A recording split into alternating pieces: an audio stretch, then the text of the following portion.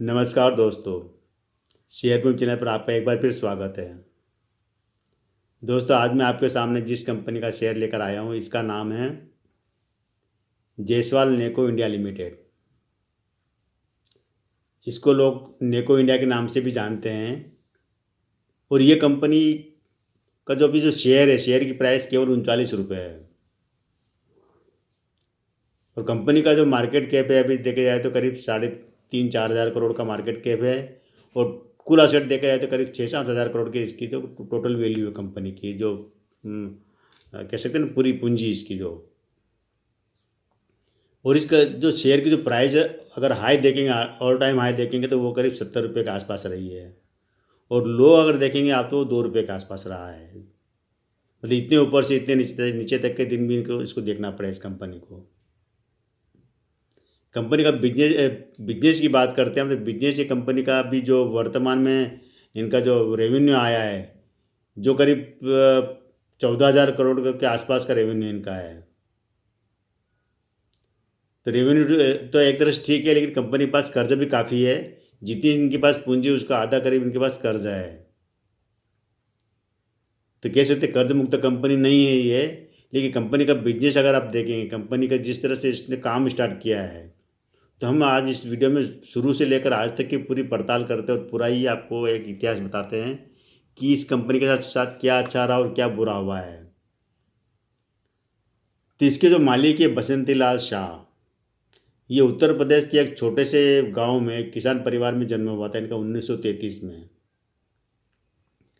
और उसके बाद में ये एक बहुत छोटी उम्र में कुछ नाम मात्र के पैसे लेकर ये कलकत्ता आ जाते हैं। कुछ दिन तो कलकत्ता में इधर उधर का काम कर कर ये गुजारा करते, बाद में धीरे धीरे ये अपने आप को एक खनन के क्षेत्र से, कोयले के क्षेत्र से छोटे मोटे बिजनेस स्टार्ट कर देते हैं। ये बात होती है 1960 के आसपास की। यानी कह सकते हैं कि इन्होंने 25-26 साल की उम्र में ही अपना धंधा स्टार्ट कर चुके थे वहाँ पर। इसीलिए इसको कह सकते हैं आप, ये एक एंटरप्रेन्योर की कंपनी है ये, जो मात्र 25-26 साल की उम्र में इन्होंने बिजनेस की दुनिया में कदम रख चुके थे। और 60 के दस का जो 1960 के आसपास इन्होंने एक खनन क्षेत्र की और स्टील निर्माण की क्षेत्र कंपनी वहाँ पर स्थापित कर चुके थे कलकत्ता में। लेकिन क्या हो गया, कलकत्ता जैसी जगह जगह नक्सली के वाला इलाका था, वहाँ पर काफ़ी उद्योगपतियों को तंग किया जाता था, परेशान किया जाता था। ये फिर उस इलाकों को छोड़ देते हैं कि वहाँ काम नहीं करना।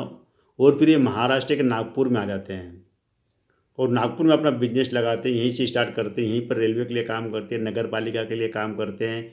जो भी निर्माण के कार्य, कंस्ट्रक्शन के काम होते हैं, वो पाइपलाइन के वगैरह ये काम करते हैं। और यहीं से धीरे धीरे ने इसको, अपनी कंपनी को आज इतना बड़ा बनाया है कि आज ये इसका जो ऑफिस का अगर देखा जाए तो वो कह सकते हैं कि दुनिया का सबसे बड़ा ऑफिस का है इनका।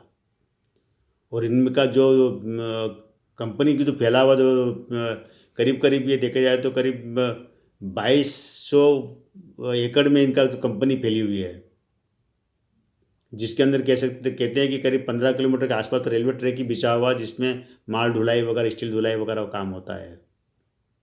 ये कंपनी हर तरह के स्टील से जुड़े काम करती है, पावर से जुड़े हुए काम करती है, पावर सेक्टर से जुड़ी कंपनी है।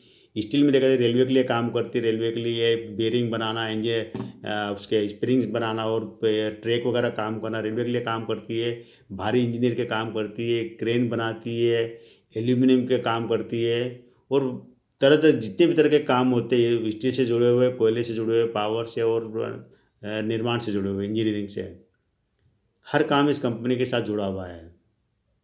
आज इस कंपनी को बसंती लाल शाह के बेटे संभाल रहे हैं, जो कि अरविंद है, अरविंद जायसवाल, अवनीश जायसवाल, रमेश जायसवाल, ऐसे चार है, वही संभाल रहे इस कंपनी को। लेकिन कंपनी ने जिस छोटी सी पूंजी से शुरुआत की थी, आज करीब करीब 6,000 करोड़ का इसका मार्केट कैप है, पूंजी है, टोटल पूंजी। ये जरूर कह सकते हैं कि शेयर का रेट इस हिसाब से बहुत कम है। लेकिन होता है कंपनी में, क्या है कि कंपनी अपने निवेशकों को केवल एक ही बार बोनस दिया है इस 6 दशक में। कंपनी ने अभी तक अपने शेयरधारकों को डिविडेंड नहीं देती है, कंपनी का शेयर स्प्लिट नहीं हुआ है, वही 10 रुपये इसकी फेस वैल्यू अभी भी है। लेकिन जो बिजनेस से जुड़े लोग उनके लिए कंपनी फ़ायदेमंद है। जिसने शेयर में अगर पैसा डाला तो उसने ज़्यादा कमाया नहीं होगा, क्योंकि अभी तक ये शेयर देखा जाए तो केवल 70 रुपये तक की हाइट पर बढ़ा है, 70 रुपये से ऊपर निकला नहीं है। और लो देखे जाए तो केवल 2 रुपये के आसपास इसका शेयर रहा है। वरना स्टील कंपनियां, निर्माण से जुड़ी कंपनियां, सीमेंट से जुड़ी कंपनियां, पावर से जुड़ी कंपनियां देखे जाए तो एक अगर अलग अलग कंपनी का अपन देखें, इस तरह कंपनी आप देखेंगे तो उन्होंने काफ़ी हाइट को छुआ है, लेकिन ये सारी कंपनियों का समूह होने के बाद भी ये ग्रुप है पूरा, जायसवाल नेको इंडिया लिमिटेड पूरा ग्रुप है, 10-12 कंपनी का ग्रुप है। ग्रुप होने के बावजूद भी इसका शेयर इतना लो प्राइस पर है।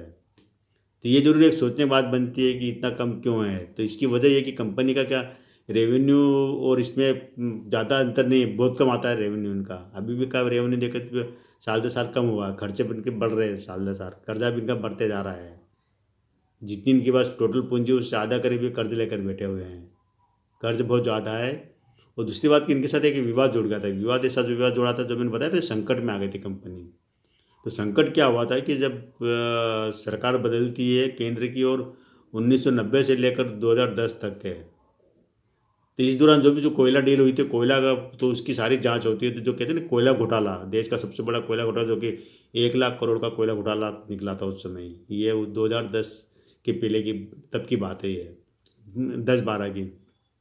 तो जब सेबी द्वारा ये इसके द्वारा मतलब अपने सीबीआई जांच होती, ये होती है उसके द्वारा, तो उस कोयला घोटाला के अंदर ये कंपनी को में इसके दफ्तर शब्दों अपने 4-5 जो इनके बड़े बड़े दफ्तर होते हैं, शब्दों को छापे पड़ते हैं सीबीआई के। अभी क्या हुआ है कोई खबर अभी पता नहीं है कि बाद में इस कंपनी के साथ क्या एक्शन लिया गया, क्या हुआ, लेकिन ये कोयला घोटाला उसके बाद में इस कंपनी के शेयर के प्रति जो लोगों का थोड़ा सा रुझान कम हुआ था, विश्वास डगमगाया था कि क्या पता सीबीआई की क्या कार्रवाई होती है, किस तरह से जांच होती है, क्या होता। तो उस तरह से कंपनी संकट में आ गई। तो संकट काफ़ी समय तक चला, करीब करीब कह सकते हैं 5-6 साल तक इसकी जांचें चला करी। और केवल ये कंपनी नहीं थी, पूरी केंद्र सरकार ही लिप्त थी, और कई और बड़े बड़े नेताओं के नाम थे, बड़े बड़े उद्योगपति जुड़े हुए थे घोटाले से।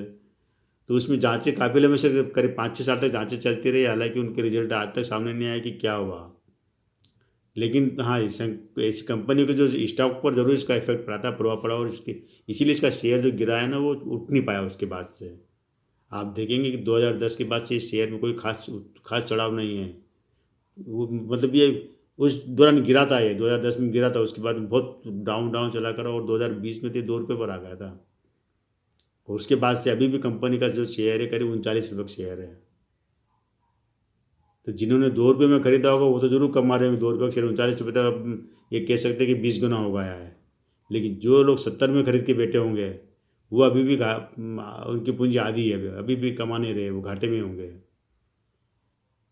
रही बात इस स्टॉक में इन्वेस्ट करने की ना करने की, टोटल आपकी मर्जी है। मेरी तरफ से कोई फोर्स नहीं है। कंपनी के बढ़िया है, कंपनी का मार्केट कैप ज़बरदस्त है, कंपनी का बिजनेस ज़बरदस्त है, और कंपनी का जो रेवेन्यू वगैरह सब कुछ बढ़िया है। लेकिन उसके बावजूद कंपनी का जो मामले विवाद है जुड़ी हुई, तो वो थोड़ा सा एक नेगेटिव पॉइंट है। तो उसके हिसाब से कंपनी का जो ये स्टॉक बहुत स्लो ग्रोथ वाला है। तो निवेश करने नहीं करने की टोटल आपकी मर्जी, मेरी तरफ से कोई राय नहीं है। कंपनी की डिटेल मैंने बता चुका हूँ मैं आपको, कंपनी क्या है। एक बार फिर रिपीट कर देता हूँ, इस कंपनी के जो मालिक है बसंती लाल शाह है, और 1960 में कंपनी की स्थापना की थी। 1974 में ये नागपुर में आ गए थे, और 1900 और करीब 95 के आसपास ये कंपनी लिस्ट हुई थी, और वर्तमान में प्राइस इसकी 39 रुपये शेयर की। कंपनी ने केवल एक बार बोनस दिया है, हुआ है 1 शेयर पर 1 शेयर। इसके अलावा बोनस की कोई हिस्ट्री नहीं मिलती है, डिविडेंड की कोई हिस्ट्री नहीं है, इस शेयर की कोई हिस्ट्री नहीं है। तो ये है दोस्तों, कैसा लगा वीडियो ज़रूर बताना, इसको शेयर कीजिए, लाइक कीजिए, अपने दोस्तों को बताइए। आज केवल इतना है दोस्तों, थैंक यू।